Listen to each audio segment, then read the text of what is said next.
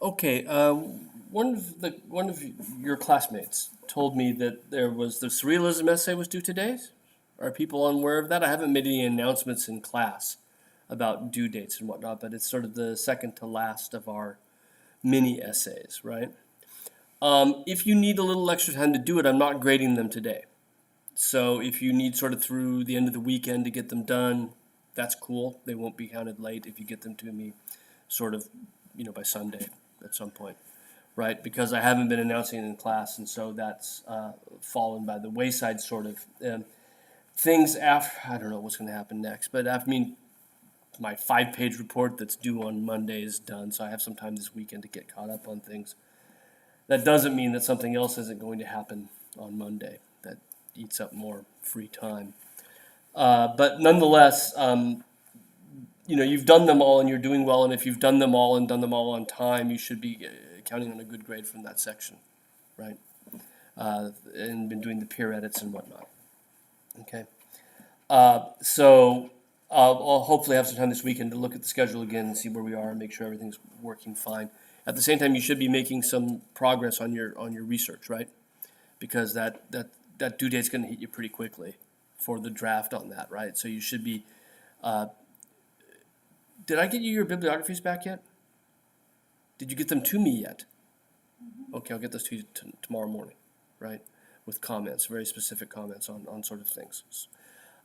Did you, let's see, where are we on, you'll have to remind me and be very tolerant of this forgetfulness. Absent-minded professors. So where are we in that process? I got 2 classes I'm juggling. I haven't really thought this through.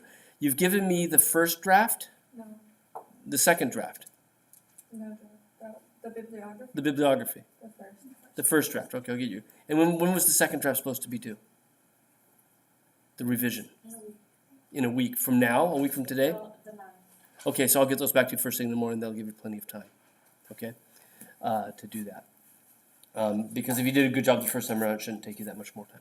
Good, thanks for the help in keeping my life in order. Now, let's get past what's up on the screen, because here we are, been talking all this, and you're looking at slaughtered prostitutes. We were talking about post-war expressionism in Germany and how much more grim it had become. And what better place to start than this for that grimness of new objectivity. Again, objectivity is a focus on the objective world, right? Not being objective about it, but rather a focus on the physical world rather than the non-objective art. That was really the end of what we saw in pre-war expressionism with people like Kandinsky, or Malevich would argue he's an expressionist, right? Don't roll your eyes. I saw that. I like Malevich. Anyway, so this bleakness certainly is a reaction to World War I and the horrors that these people experienced. And what we talked about before was that both Gross and Dix actually served in the war on one level or another. And that seems to have had a very, very powerful impact on their overall worldview, that they came out quite jaded, quite disgusted, really, with humanity in general. Otto Dix on the left was a machine gunner in the war, right? So, I mean, they're talking about machinery killing well. There you go, right? One of his more famous series of prints, both these people were also painters, but local examples tend toward the printmaking. Here is an etching with dry point and some aqua tint on it as well. The horrors of war turned him into this fierce social critic, Otto Dix, just like Gross was. And on the 10th anniversary of the beginning of World War I in 1924, Dix turns to producing a series of prints, 50 prints, as a series called simply The War, right? And again, the idea was to mark, not commemorate, that's not the right word, right? Memorialize the 10th anniversary of the start of the war. And it focuses entirely on the horrors of war. Men who are, if you think about the army, right? Part of being in the army is you're sworn to honor, right? and doing very dishonorable things as a result of the war. And that's the utter focus of the entire series of prints. In this particular case, a soldier about to rape a nun, right? So again, very darkest impulses of mankind, an unflinching look at the horrors of modern society, commitment to the objective world for all of its negativity, right? Kandinsky gives us sea battles, but the whole point is to break apart the objective so that we can find that behind chaos there is something else. There's none of that hope with these. They are simply shining a light into the deepest darkness of the human soul. Very much influenced by earlier artists. There are sort of two different ways of representing war in imagery. One is, of course, quite heroic images of war. And we can think of, I don't know if you know this or not, but Winslow Homer, the American artist, covered the Civil War and made a series of prints for Harper's Magazine that sort of showed soldiers playing and whatnot, and sort of military life.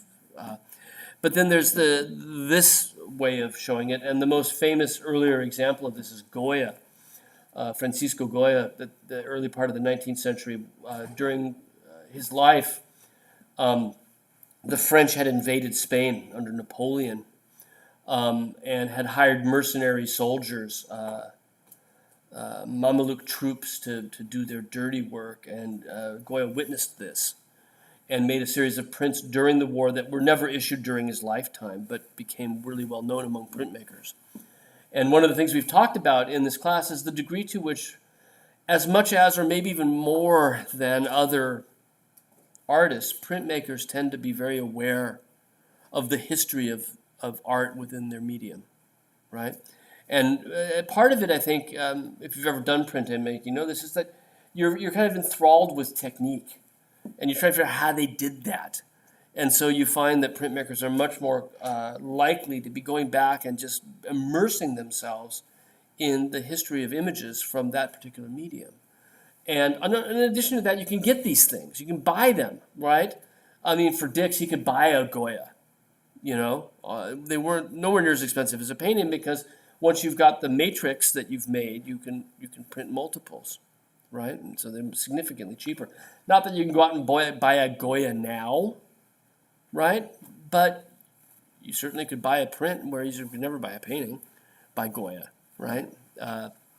And so they were very, very well known. But not only were they cheap and available, but they were also something that printmakers are always looking to as sources for technical solutions, right? And in fact, both of these are using a printmaking technique called aquatint, which is where both of them are etched with acid, right? So the lines are bit into the plate by covering parts of it that resist the acid and scratching through that cover to allow the acid to hit the plate, right? And if we think about the process of acid attacking a plate in areas where you've bared it, then there are other ways that you can stop out the plate and keep the acid away.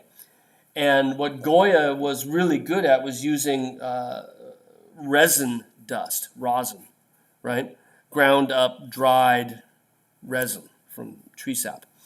They could pulverize into a very, very fine dust, and you shake it over the top of the plate, and then you heat it up. And it liquefies and adheres to the plate, and it gives you that sort of pebbly feel that you see in the background. And then you etch it, and the length of the etch and how much rosin you put down affect the darkness, and it gives you these wash tones. And Dix is doing exactly the same thing for the tones on his plate, right? It's also done with aquatint, right? And so he certainly, as an aquatint etcher, would have gone back to the acclaimed master of all time in that process. And even some of the themes, right? Goya, in his Horrors of War, the title alone tells you this is not going to champion the honor of military service, right? It's going to show us what this leads men to do. And these are so thematically similar. In fact, Dix, if anything, is just much significantly more horrifying But there's this idea of a woman, fighting off a soldier who thinks that she's his, and another woman trying to help him in the back. But there's a slight hopelessness to all of that. With Dix, it's deeper and darker, and we're in some. There's no hope. No one's going to save her, sadly. And again, that's part of New Objectivity, is to show the sort of the modern world with all of its warts and blemishes. And again, like I said, shine that light into the deepest, darkest recesses. This one from the same series, recounting his experiences in trench warfare. Again, the different things that look like brush and ink are achieved by using aquatint and stopping out areas of that aquatint as you etch it more than one time, what we call step etching, right? And we see human remains skewered and dismembered and strung up on barbed wire and fence posts in the trenches, right? Again, this is his experience that he's trying to recount. And the whole point, of course, with this, I guess there is a sort of a brighter future. The point is like, don't do this again, right? That's kind of the point, is like, this is horrifying. Why did we do it, right? And remember, Gross had that same idea, and he wouldn't change his name because he didn't want it to look German or as German, right? And Dix is also sort of tying into this idea that let's learn from our mistakes, right? And this entire group of 50 prints, it was an edition, right? It was published and to be bought as a group of 50. And the publisher circulated it through this pacifist organization called Never Again War, Nie wieder Krieg, that was touring around Germany and trying to tell, sort of spread the gospel, if you will, of peace, right? The gospel of pacification. And Katie Kollwitz works for it. This is a poster for the Nie wieder Krieg movement, right? This is pretty large. It's about 3.5 feet tall. You remember Katie Kollwitz from 2 decades earlier. God, it seems like that long ago, doesn't it? 2 decades earlier, as one of the earliest German expressionists. She has a very, very long career. Her son had actually died in the war. And so all of those images of mothers and children with death that she had done ended up being sadly prophetic for her own experience. And she becomes a very ardent anti-war supporter afterwards. And so from the same year and as part of the same movement, right, she produces posters. And it's as this group is touring around and holding rallies and making speeches that Dix's publisher is trying to sell copies of this book, right, this 50-print portfolio. Apparently only ever sold one. I don't even know who to, right? They're oddly unsuccessful. I don't know. I guess the reason is twofold. One, if you're going to try and market it as 50, you're going to limit the number of people who can buy it. If you're going to sell 50 or just buy one, then you might sell more. There's something for you printmakers out there to think about. The other thing is, of course, is that the subject matter is so horrifying. That is one of those things that you need to see, but you don't need to own. If that makes sense, right? And I remember reading a movie review one time of somebody talking about, the list of movies that everybody should see. And most of them are movies you really don't want to see a second time because they have that such a, difficult, profound impact. That, how many times do you need to see Schindler's List? It's a great movie. I mean, beautifully filmed, well acted and everything. But God, it's so harrowing. It's like, do I really want to go through that again? It's not highly entertaining or anything. And it's not something I guess if I were teaching a class on Spielberg, I would show it, but it's not sort of one of those things that you're like, I have to go see that again, And I think that's probably the case with the war, is that the subject matter was just terribly difficult. Again, when we think about the dance of death, right, in the year 18, Anno 18, right, the dance of death in the year 1918. So this is the dance of death at the last year of the war. titling it The Dance of Death, what Dix is doing is he's again making reference to earlier prints. And we'd seen this before. There was a very famous series of prints, this is not the best slide, that was made by Hans Holbein the Younger, German, actually Austrian, a Swiss printmaker. Spent a significant amount of his career in England, did a series of prints of death visiting everybody. And I think we saw a couple of these before when we looked at Katie Kollwitz and her images of death wrestling with a mother for the soul of her child. And here we see with the rich man and the king, right, coming in to take them. And what's fascinating, the title makes reference to that tradition, and that should make sense again because printmakers love their printmaking tradition. But what Dix does, and I think this is telling for new objectivity, is death is not some supernatural force that comes and does this, right? For Holbein, death visits us from the great beyond and takes us with him, right? Hey, your time is up. And he almost always shows up, right? Sometimes he steals things from them, but sometimes he's just got an hourglass, right? Time for you to go now, right? And for Dix, it's not some external supernatural force. Death is at the hands of men, right? The dance of death is not caused by something extraordinary. It's caused by you and me, right? And so it is something that we can stop. It's not something, at least this one, isn't something inevitable in the same way that Holbein's message is that it's inevitable to visit everybody. Get your life in order because you don't know when he's coming through the door, right? And for Dix, it's like death comes, but it comes because we're savages to each other. And it's something that we could actually prevent, right? So it's that crucial difference between the way that they're treating them. And again, I'm sorry about that whole Sublime issue, which there's some difficult images coming up, right? This next one's, well, we got 2 or 3 left. Again, very much influenced by Goya. Part of the Horrors of War series was this ghastly image, right? Of things, and these are all things that Goya saw during the Franco-Spanish wars under Napoleon, and great heroism with dead men. And it's a very sarcastic title, isn't it? Great heroism with dead men, and the idea of the bodies just being sort of strung up in trees. You can see how much aesthetically Dix is really picking up on that idea, right? Channeling this and finding sort of modern outlets for it.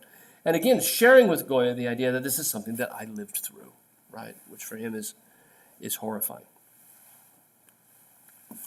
The last of our new objectivity artists is Max Beckmann. Like Gross and Dix, Beckmann served in the war. He was an ambulance driver in World War I. So he saw, Gross was just in trench warfare. He kind of had a mental breakdown. Dix was a machine gunner, so he killed lots of people. And Beckmann picked up dead, wounded, dismembered bodies and took them to the hospital to try to sew them up, where people would try to sew them up. And one of the things, of course, is that in World War I, we didn't have some of the technology we had today, right? So there were significantly more deaths. There were significantly more permanent dismemberments, unable to reattach, and false limbs being used. But the idea with these, this is like a MASH unit, right? This is a mobile army surgical hospital, and at the front. And the idea is to get them fixed quick, and in an ideal world, send them back out to fight again, right? If possible. And so this obviously had a huge impact on Beckmann, who drives them there. We think, it's impossible to know, that might be intended to be a self-portrait of Beckmann back here as the ambulance driver who brings the bodies in. And this sort of mill, this body mill, where in they come, flip them over, fix them up, get them out again, right? And the bodies is just part of this. And by bringing this angled gurney in from the left, operating table on the right, there's this sense of the ongoing nature of this, right? That it's just a cycle that continues and continues. And, I'm lucky enough to have gotten to this age in my life where I'm never going to have to serve in war, probably, right? I mean, I'm too old now, right? And I got through it all. But I can't imagine what that must have been like for people. And I'm very fortunate that way, right? But just we have to think back of what it must have been for Beckman to have a day in and day out, drive out, pick up wounded people, grab the leg that's laying next to him and throw it in the ambulance and take it into the hospital and see what they can do, right? And just do that all day long, every single day, and well into the night as well, right? So he experienced a lot of this firsthand. And he gives us this, again, it's another etching. He gives us, actually it's a dry point, right, on copper. But he gives us this sort of factual reporting of what he saw, this never-ending flood of bodies, right? And this led him, his experience in the war, after the war was over, led him to look like Gross and Dix, to look at society, through a very jaded perspective, right? Try to basically see evil everywhere in what he saw. And one of his most famous works is this very, very large painting in Dusseldorf, simply titled Night, where he is imagining to a certain degree, and again, the year after the war is over, imagining to a certain degree what's going on behind closed doors. Imagining the evils we can do to each other, and maybe metaphorically thinking of what had happened during the war. And so as we read the image, right, we can see all sorts of extraordinary tortures happening under cover of darkness, right? So the outside, we have the man pulling the curtain, right, and we see the full moon in the background, so we know it's night. There's a phonograph here, so the screams of the tortured are being drowned out by the telly, or not the telly, but by the phonograph, right? I guess I see too many crime movies, and then these days you turn up the television set, right? And you can't hear it. And then as we look around, we see people being tortured or being brought in to be tortured, and it's very similar to the operation scene in a way, the way the figures are being brought in. And so this poor guy on the left, God, they've been at him for a while. They burned his feet. Right, there's a candle over here on the right, another one over. His feet are blackened on the bottom. So one of the tortures was to burn the bottoms of his feet with the candle. And now, of course, they're breaking his arm as we're watching. The way his hand is laying there limp suggests that they've already broken that one as well. And as if that weren't enough, right, they're stringing him up. Right, they're strangling him as we watch. And our figure here is wounded, right? And it's almost as if he's a wounded vet of some sorts, but he's the one that's actively doing this. Look at his toes. Really, it's horrifying things, right? The woman here tied up with her bottom bared for us, suggesting rape. The stockings rolled down her legs, and those two sort of phallic candles close to it, adding to that sense of what's actually happened to her. Corset split apart, her clothes ripped around her, and then a little figure on the right being brought in. I always thought it was awkward because it looks almost like it's smiling, but it's not, right? Because the fellow that sort of looks like a Russian hat or something, right? Where we can't see his eyes, is actually bringing her in, right? And she's next. He, it could be a little boy as well. It's hard to say, right? Is next, and there's the feet back here, and they're seeing what's going on. And I think the longer you look at the face, even though there's the curl to the smile in the mouth, you look at the eyes and you realize what the true emotion there is, right? So horrors that he sees really everywhere. And it's almost like, I don't know, is this part of the message that since I've been hurt, I'll hurt you? I don't know, right? He doesn't really spell it out like that. But certainly this is this... again, objective in that it adheres to physical reality, but not objective insofar as being unbiased, right? Well, these are pretty gloomy Yeah, and almost all of what we've seen in German Expressionism is pretty gloomy. But by the 20s, Beckmann starts to sort of move into a slightly more cheerful direction. And it'll be a nice way to end Expressionism is to think about some Expressionist works that aren't necessarily so horrifying. He begins, I think, on a certain level. I've been trying to find out if anybody's really discussed why. By the early 20s, Beckmann moves in a new direction, or a brighter direction. And part of me just thinks maybe he begins to see the irony of it all, the stupidity of it all. And there's two ways to attack stupidity, and one is to be outraged, and the other one is to be bemused by it all. And Beckmann, from 1920 on, begins to sort of address the modern condition through metaphor. And the works become kind of really much more fun. He starts to see life as a world, modern life, as a world where we all play a role.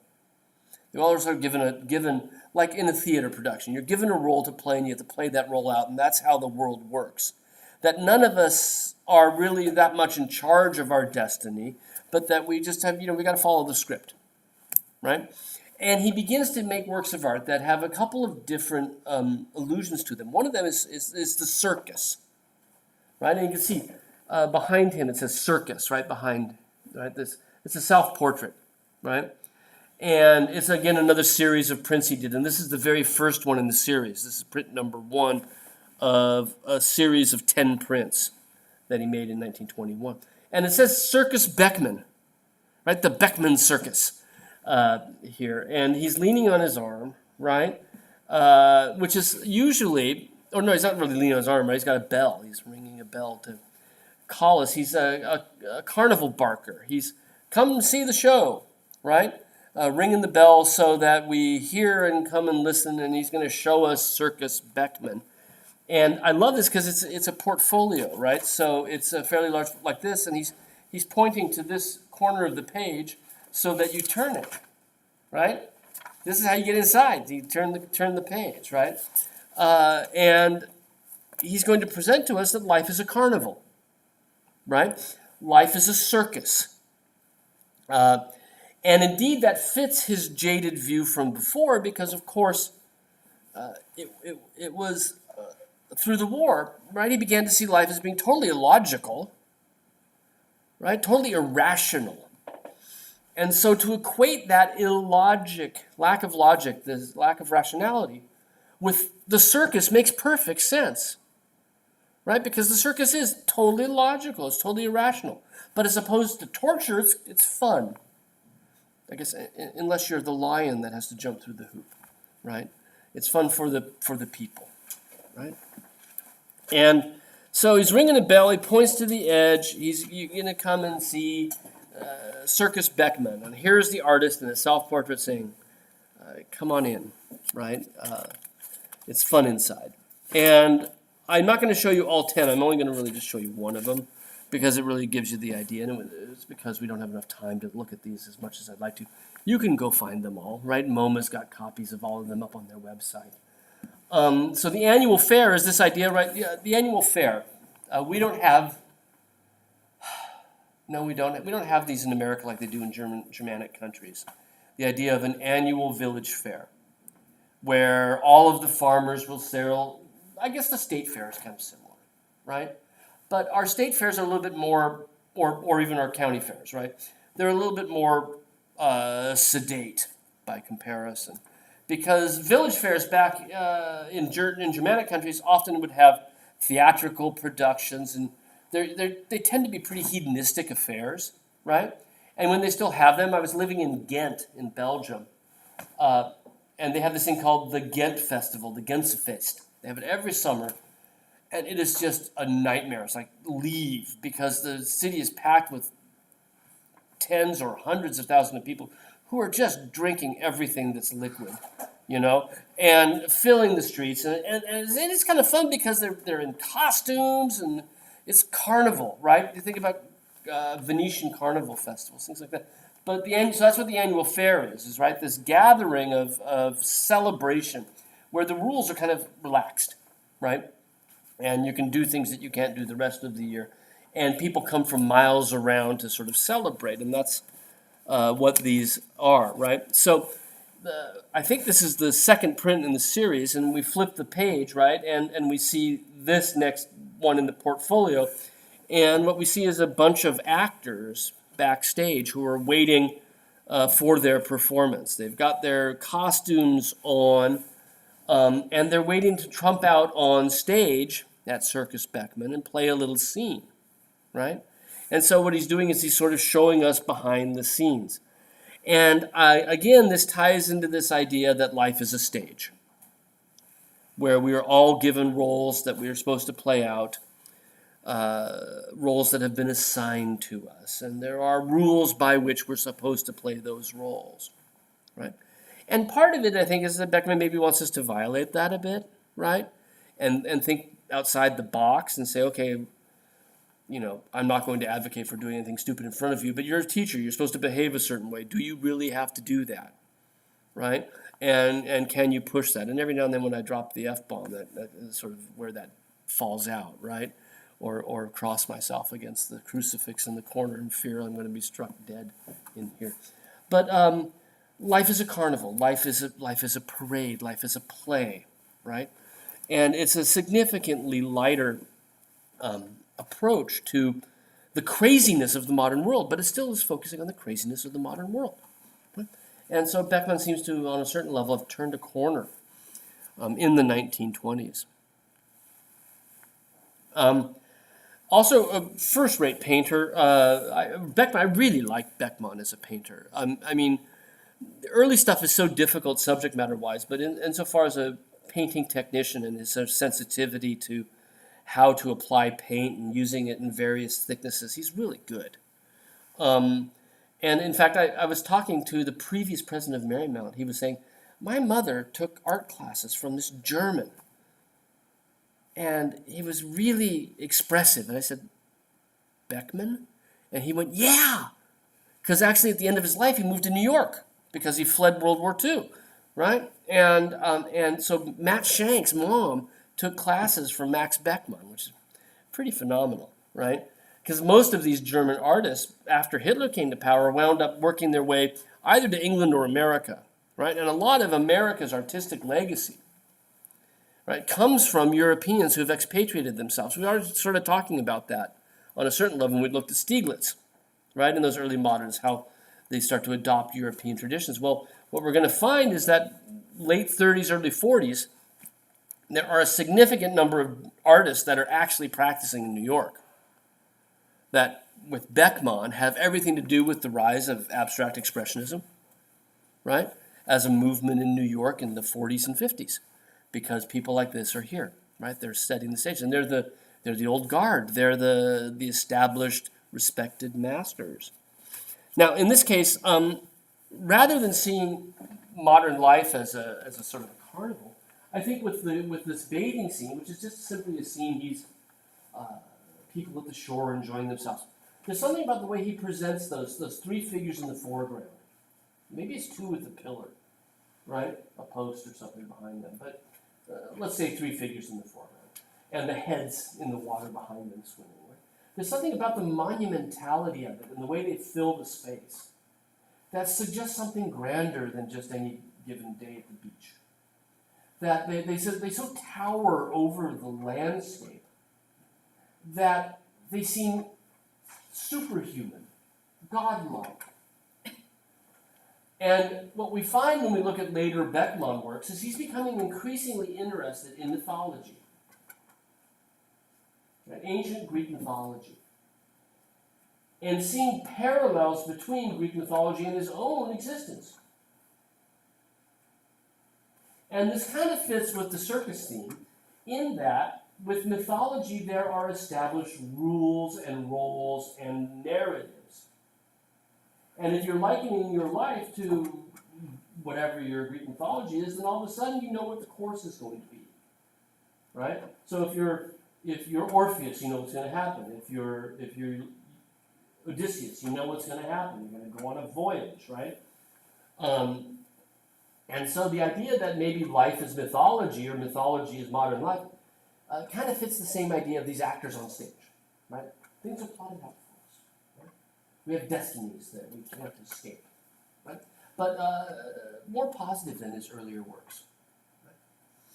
Now, certainly, I think this approach to the figures, I threw this in just formally because I was looking at that and God, I really imagine that Picasso that we looked at, right? The tragedy. And in fact, even like Picasso, you'll notice that the horizon line sort of jumps around as we move between the figures. It's not consistent across. And I don't know if Beckman knew this picture or not, right? Probably not. I think probably he knew. When we looked at this, we saw that great Cezanne with the bather standing on, towering over the mountains. That's probably the one that Beckman knows. In fact, he admitted to liking Cezanne a lot.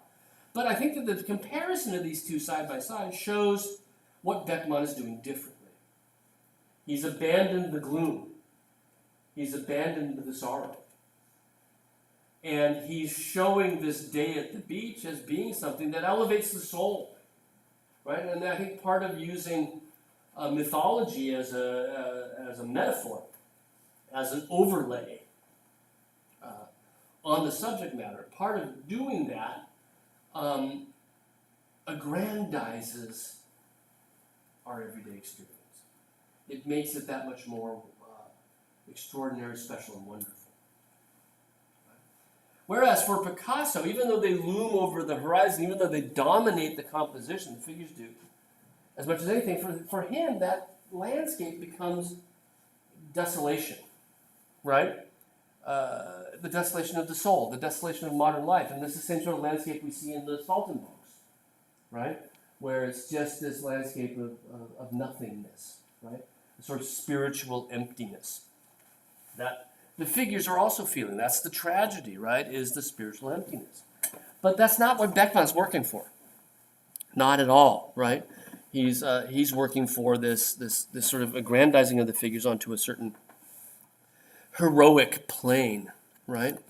A different kind of existence. I do have Cezanne coming up. Get that. The theme of the sea was actually a really important one to Beckman. This is very, very early Max Beckman, right? Before the war. So it's very symbolist. In fact, it's probably closer to Picasso on a certain level, certainly tonality-wise. And also this idea of the vastness of space and, I don't know, the relative isolation of the different figures. And it ties into things that we were talking about with early 20th century art, right? The pipe player on the right looking very Matisse-like, at least in idea, not in style, right?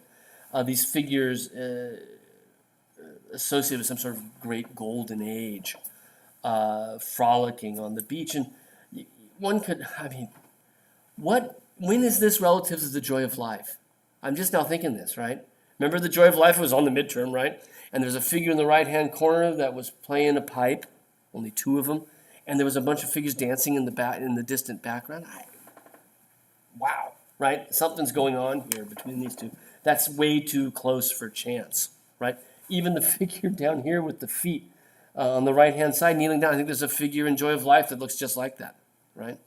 I need to bring those two side by side and take a look at it. You can do the same because they've got all the PowerPoints up there, right? But this was when this was displayed, this early work by Beckman. It's extraordinarily successful, right? It gets really well reviewed. And at this point in his life, he's like 21 years old. So this is like his breakthrough work. And what we find is that through the course of his career from this point forward, Beckman continues to return to this idea of bathing by the sea because he's mining it for different nuances of meaning, right? And here, 25 plus years later, he's still coming back to it, right? He admitted that The Young Men by the Sea was actually influenced by having gone in 1906 to see the Cezanne retrospective. Remember that when Cezanne died in 1906, there was a huge retrospective of his works, numerous of them, but one really large one at the Autumn Salon, the year after the Fauves, right? And Beckman admits that this is behind his work, right? This is what led him to this, were Cezanne's bathers. And these kinds of ocean figures just continue to figure incredibly strongly in his work. In fact, the last Beckmann we'll look at is also based on ocean faring, right? Now, the Green Cloak was painted after Hitler came to power, right? Hitler came to power in 1933, although Germany is lurching to the right already in the late 20s and early 30s, right? But Hitler is elected as leader in 1933. The Nazis hated Beckmann. They didn't hate Beckmann, they hated his art, right? And in fact, they hated all modern art. They hated expressionism, they hated abstraction, they hated cubism. They focused most of their ire on the Germans, but that didn't stop them from thinking very poorly of really all modern art, right? And Beckmann, at the time that the Nazis came to power in 1933, Beckmann had been teaching at university, normal, right? Your studio profs are all active artists as well. That's not uncommon. He was fired because most teaching posts were government positions in Germany, unlike here, right? There are government positions at the state schools, but even then, the state would rarely, if ever, in America, intervene in who holds those jobs. Knock wood, right? But in Germany, there was much more obviously a state-appointed position. And as such, the Nazis got Beckmann fired from his teaching gig. And then they turned around and they banished all exhibitions of his work. Right? They're going to do everything they can to use their power to shut him down.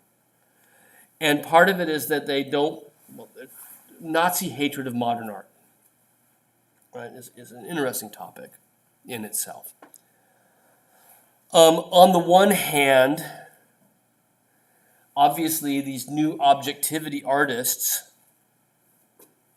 at least earlier, were doing works of art that were very, very critical of modern society. The Nazis are trying to extol what's great about Germany. These artists are doing exactly the opposite. So of course they're going to run into each other pretty harshly. Okay?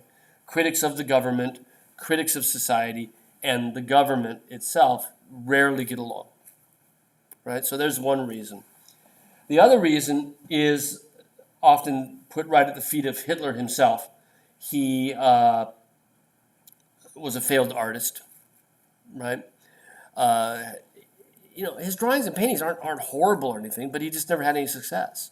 So there's this idea of being jealous of a movement that's very different than the kind of art that he made, but was successful where he was not. Psychoanalytic approach, right? The other issue, I think, that is as important as any, is that Hitler's a dictator. Hitler wants people to march in lockstep. He does not want, most dictators do not want to inspire independent thinking. They want to inspire crowd mentality, right? One idea that everybody shares. Because independent thinking leads to resistance, right? Independent thinking leads to uprisings. Hitler wants a unity of thinking, a unity of messaging. And with that in mind, modern art, abstraction in all of its forms, from simple expressionism to cubism to full non-objective painting, all of those movements leave part of the messaging up to the individual viewer. The lack of clarity, the lack of obviousness when it comes to the message, the fact that we need to sit and explain it and talk it through, is exactly why dictators through history have not liked expressive art. They want clarity. They want simplicity. Right? Hitler's art, the art that was made for Hitler, is all neoclassical. Now, I have nothing against neoclassical art, but it was also that way for Napoleon, right? Dictators have a thing for sort of neoclassicism, right? That's why it's so much associated with the Roman Empire, right? I mean, we forget that they're dictators, right? They inherit their power and they have absolute authority, right? There's a prevalent taste for classical, neoclassical art on the part of strongmen dictators. And so Hitler's disgust with Beckmann, this is our third big factor, right, is that Beckmann is one of a group of artists, all of whom Hitler really hates, who are making works of art that challenge you to think rather than tell you what to think. Right? That's a big difference. They challenge you to think rather than tell you what to think. Right? And so for this reason, he's going to do everything he can to stop them. So in addition to banning exhibitions of Beckmann's art, and he wasn't alone, right? In addition to being fired from his teaching position, again, he was not the only one that got fired. Hitler also gathered as many works of art as he could from German state collections and put them into a show simply to show the people how horrible modern art was. So here's Goebbels in the center, right? At this big show in 1936 that the Nazis put together called Degenerate Art, where they labeled it all, and those are two Nolde pictures on the left. Emil Nolde, part of the Bridge group, right? We saw little girls dancing, right? Friends with Kirchner and whatnot. And Arte der Kunst, or the Degenerate Art Show. Arguably one of the greatest art shows of the 20th century, because they just emptied all of the German state museums of anything that was slightly avant-garde and stuck them in this show.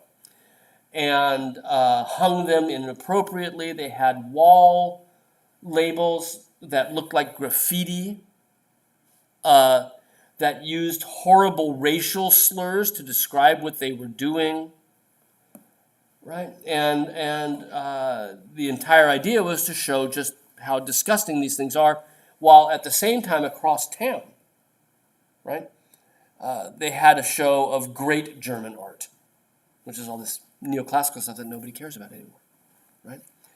And Beckmann figured heavily in the Degenerate Art Show, as did everyone else.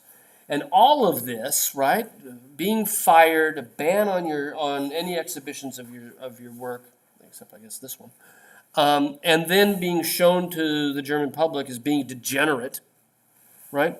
This led Beckmann to flee. Time to go, right? My country is not my own anymore. It is. I'm out of here, right? I may be a German, love this country, but this is not my country anymore. And in 1937, he goes to Amsterdam, right? And then from Amsterdam, he's able to get passage and settle in New York at the end of the 1930s, right? This is a rather important thing, because that idea of the late 30s, the rise of Nazism in Germany, right, leading eventually to World War II, has a profound impact on American art. In fact, it's exactly that moment that the focus of modern art shifts from Europe to America, right? Because all of these artists come. This is when Pete Mondrian shows up, right? In America, does Broadway Boogie Woogie, right? Is from that exact same time period. It's a huge thing, and it's not just art. It's college education. The place where I went to grad school is part of NYU, the Institute of Fine Arts, hoity-toity name, but it's part of NYU.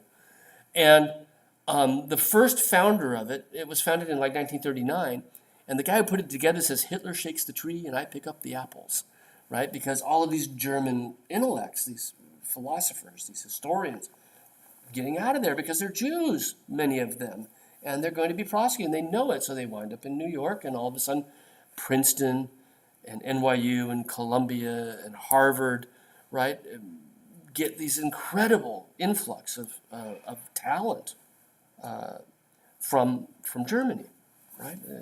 It's a sort of a sad and amazing moment in the transformation of tradition from Europe to America. So Beckmann's in the Degenerate Art Show. This was like 3 words in my notes, and it took 10 minutes to get through. Story of my life. And he flees, right? He goes to Amsterdam first, and then from Amsterdam goes to New York City. This, down at the National Gallery, his very, very last painting ever. Right, the Argonauts. It reflects on his experience of fleeing Germany as if it were a myth, right? As if it were mythology.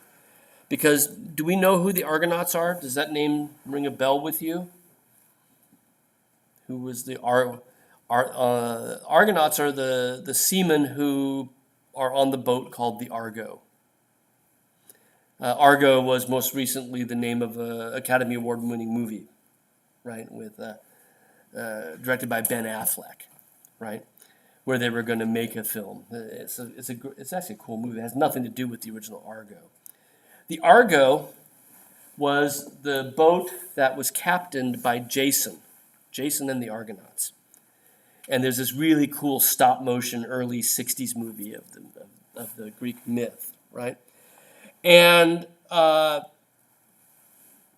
they are given a task. This is typical for mythology, right? You're given a great task to do. And this is, it pops up again in like Legends of King Arthur. Here is your task. It'll make you great. And their task was to go find a golden lamb's skin, right? A lamb's skin made of gold, the golden fleece, right? So sometimes when you hear of the myth, you hear it as Jason and the golden fleece, Jason and the Argonauts. They're going to go out on a boat on this quest to find the golden fleece, okay?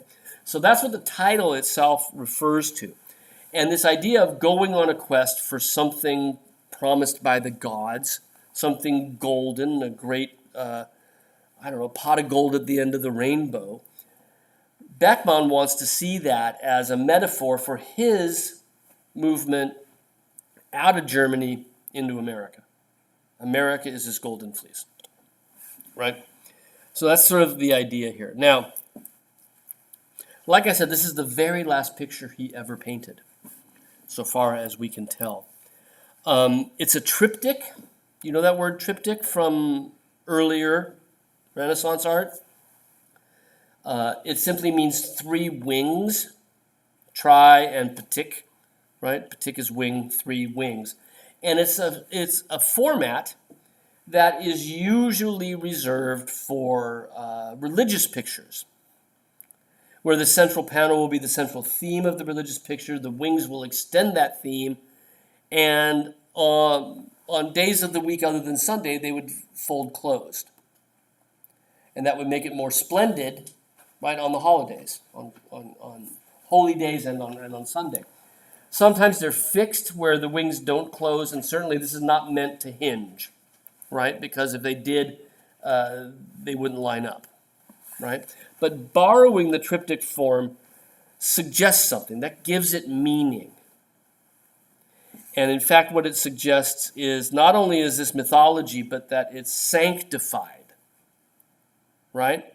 It's spiritualized because of the triptych form. Beckmann painted 9 of these in exile, right? 9 of them while he's in New York, 9 different triptychs. And I like this idea because a triptych is usually in a sanctuary of a church, right? It's usually the altar of a church. So Beckmann has found sanctuary in America, and he begins to paint sanctuary pictures of triptychs, right? But the subject matter obviously is secular or non-Christian, right? Greek mythology.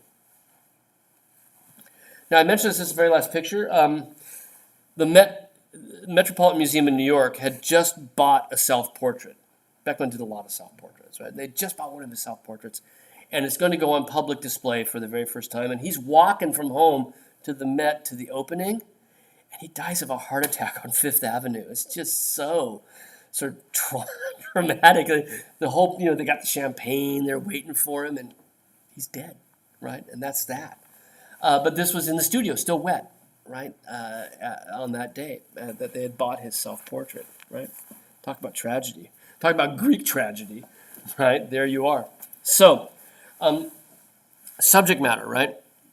Again, the ocean. We talked about how important bathing in the ocean and men at the seashore is to Beckmann. Here we have Jason, members of his crew, being given their task, right? Young men by the sea.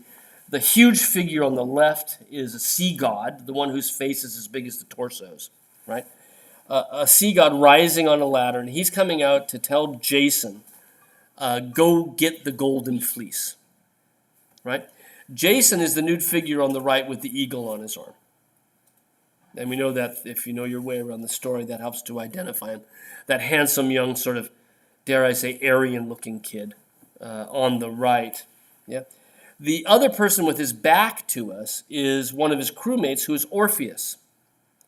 Now, Orpheus will also have his own journey, right? Orpheus will go into the underworld to rescue his beloved when she dies prematurely, right? He goes into hell to bring Eurydice back from hell. So both of these figures add to this idea of the voyage of life having mythological proportions, right?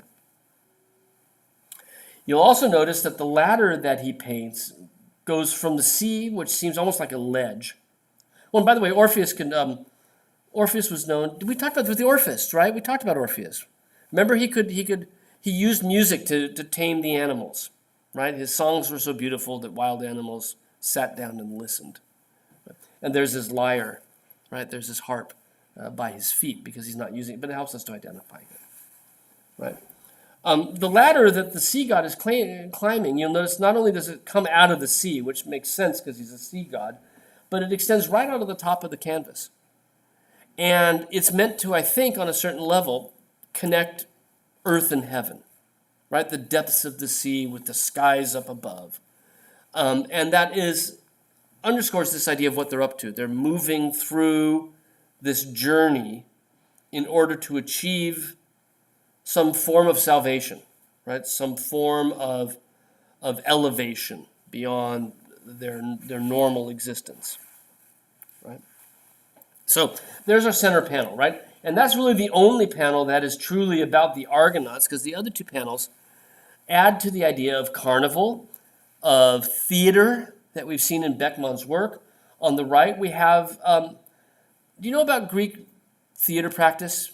That when Greek theater pieces are being performed, there'll be a chorus that will sing on the side, the Greek chorus, that they retell the story in song, right?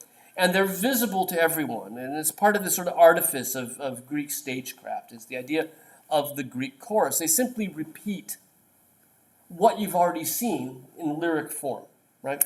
And this is why we use the term metaphorically for yes men, right? At a board meeting, everybody, yes, that's exactly that's a great idea, boss, right? We call them the Greek chorus because the Greek chorus simply repeats what we already know to be there, right?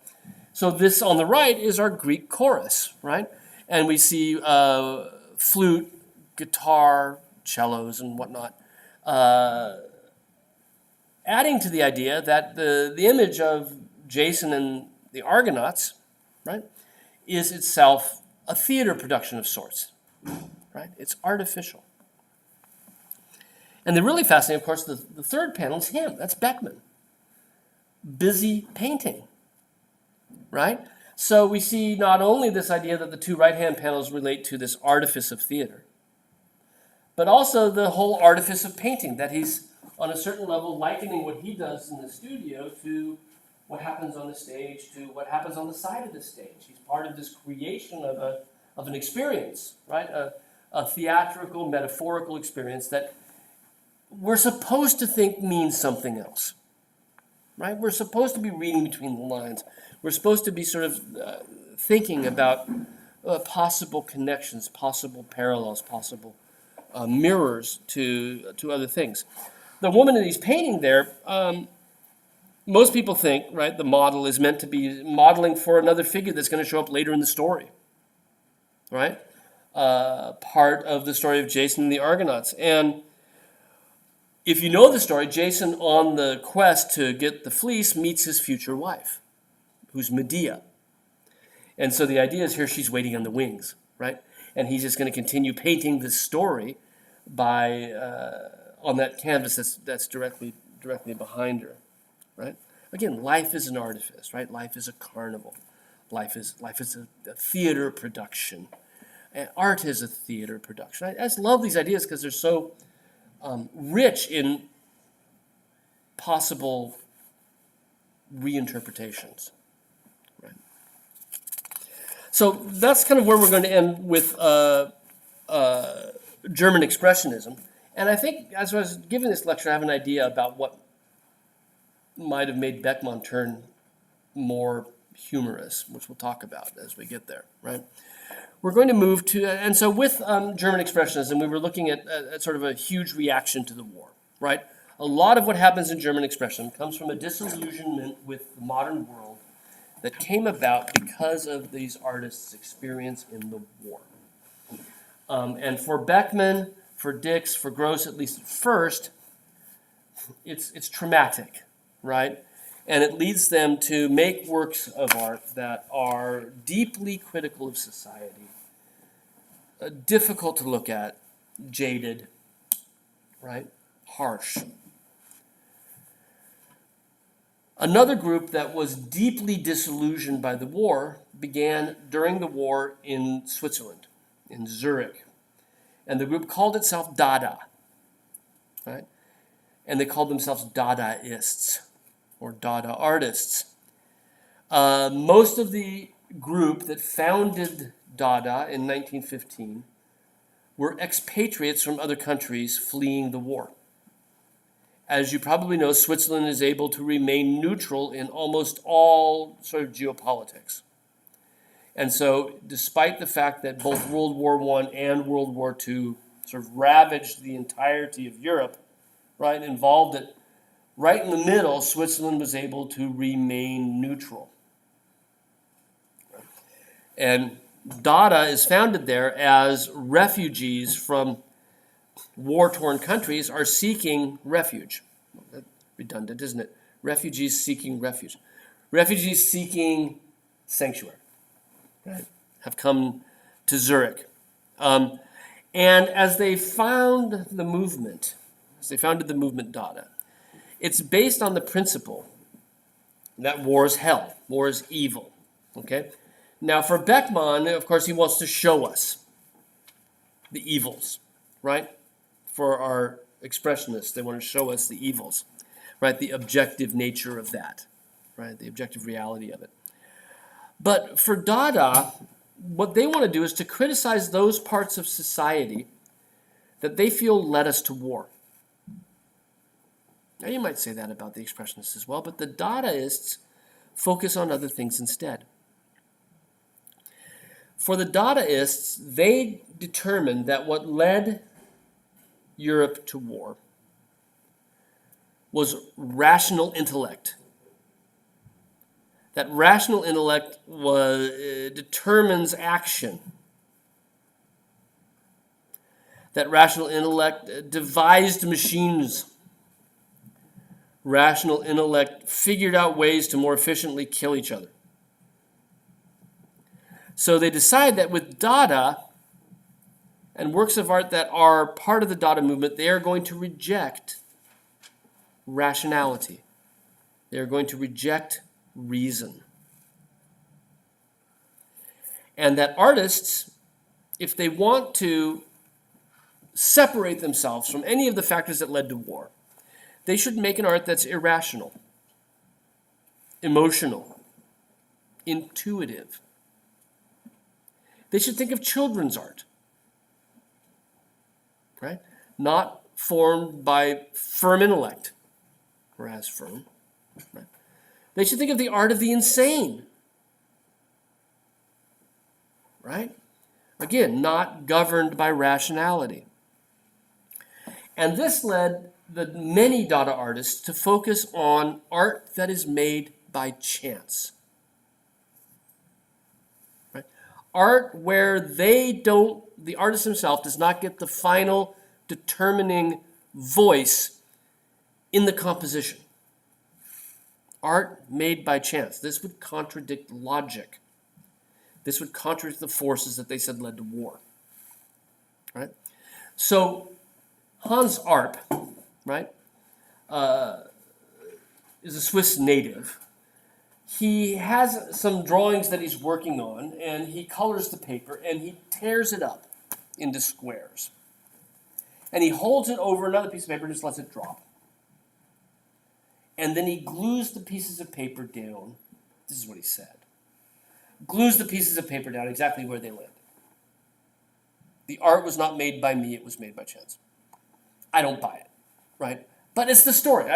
Let's just think about the story rather than whether I'm telling the truth. Because how did he get no overlaps? How did he get these sort of great, areas where things line up nicely, right? But the idea is, of course, that he's going to let it happen and see where it goes from there, right? So a collage arranged according to the laws of chance. Not using a straight edge, not using an X-Acto knife, not cutting them, but tearing them. And you know what happens when you tear paper, right? You cannot get the edge exactly the way you might have planned it to begin with, right? You're going to have inconsistencies, which you wouldn't have if you just put the piece of paper over the edge of something and tore it, right? Or if you folded it, creased it, and then tore it. These are just torn. And you might get some places where you might see the edge of the original paper, but most of them are torn with that raggedness and then just simply dropped, right? And hopefully they don't land on top of each other. But a collage arrangement, I had 3 or 4 of these, right? And it perfectly sums up what is the center of the Dada tenet, right? Their manifesto. Logic, rationality led to war. We reject that and everything to do with it. We want works of art that are illogical, that embrace the idea of chance, where I cannot determine the outcome. Because when you determine the outcome, that's exactly what the masters of war have done. They want to determine the outcome, right? We have an ARP, obviously not dropped or anything like that here. The National Gallery these days hangs it quite high on the wall, right? You have to sort of back away from it to get a view like this. But this is similar in certain ways, albeit different. It's a 3-dimensional work of pieces of cut wood bolted together on top of each other, like wood collage, I guess, in a certain way. But calling it the forest and looking at the forms, what he's doing is he's making reference to things that fall in the forest by chance. Pebbles, rocks, leaves, and whatnot. That walking out, he sees these things. Autobiography, right? This time of year, this happens to me. I'm really kind of struck by, patterns of leaves on the ground. Just when you leave, walk slowly under the red tree, the orange tree, and just look down and look at it's really kind of stunning, And what's even more stunning is when the leaves blow away and they've stained the sidewalk with whatever that is, right? The pollen or whatever this. And you get these sort of artificially made patterns, and I think it's just fascinating. And often they're extraordinarily beautiful, right? I don't know if Dada is into beauty. And again, we talked Tuesday about whether that's necessary, right? But what they are interested in is this idea that things happen, art happens, regardless of what we do, right? And so art makes this thing that looks as if it could be a series of replications of objects that simply fell on top of each other by chance. But interestingly, making them out of materials that deny the materials that they're meant to represent. Does that make sense? In other words, it doesn't look like a pebble, doesn't look like a leaf. It may have the outline of a leaf, but it's way too thick, right? And the pebble may have an outline of rocks, may have outline of the rocks, but it's flat. right? And it's built up in extraordinary 3 dimensions. You can see that from the shadows, right? That is very, very three-dimensional. And so they deny the materiality of the thing that they represent, right? And at the same time, the edges are so rough cut. They don't have a sense of measurement. They just sort of seem, wonky, in the way that they've been cut, as if he didn't really care about getting the lines straight. And I think that's on purpose.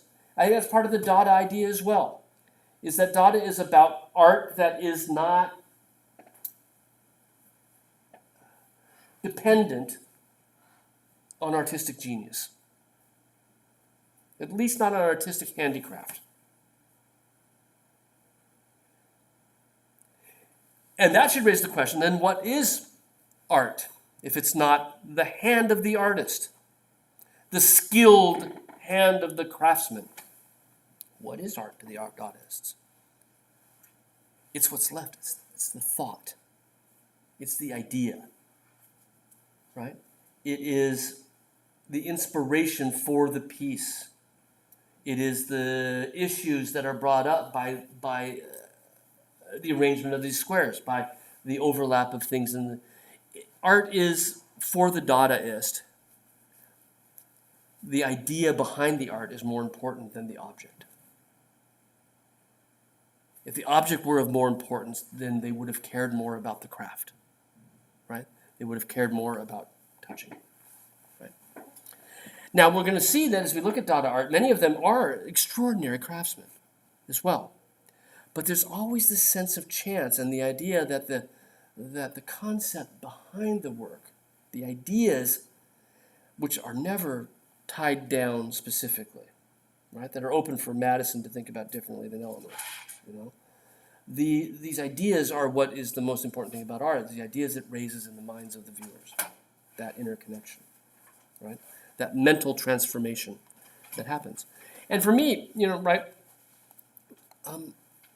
many years ago, before I was ever even here, back when I was living in Portland, there was a job at Washington State University in Vancouver, Washington. I was living in Portland. And I applied for the job, and they wanted me to teach modern. I'd never taught modern in my life, right? And they for the interview, they said, what's the most important modern movement? Give us a 20-minute lecture on what's part. So I got my modern art.